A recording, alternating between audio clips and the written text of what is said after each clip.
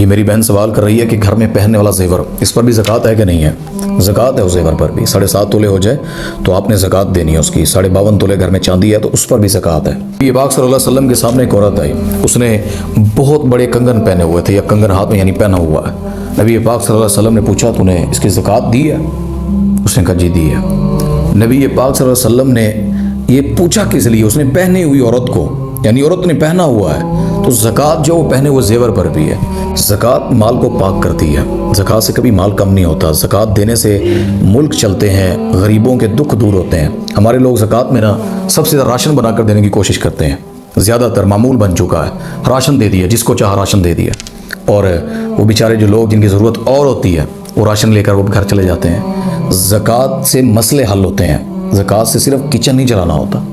تو زکوٰۃ جس نے دینی ہے کوشش کریں اپنے مال سے دیں, پیسہ دیں کسی کو جو دینا ہوتا ہے.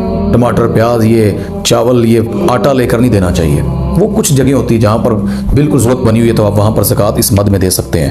لیکن اللہ تعالیٰ نے زکوٰۃ دینے کو فرض قرار دیا ہے. منکرین زکوٰۃ کے خلاف ابو بکر صدیق رضی اللہ عنہ نے کہا میں جہاد کروں گا. تو جو زکوٰۃ نہیں دیتے قیامت کے دن ان کے گلوں میں سانپ بن کر یا اژدہا بن کر آئیں گے, انہیں ڈسیں گے کہ تو ہمارا مال تھا, یعنی ہم تیرا مال ہے تو ہمیں نہیں خرچ کرتا تھا, آپ سزا کو برداشت کر, اب تیرا مال تیرے لیے سزا بن چکا, توق بن کر گلے میں پڑ جائے گا جہنم کا.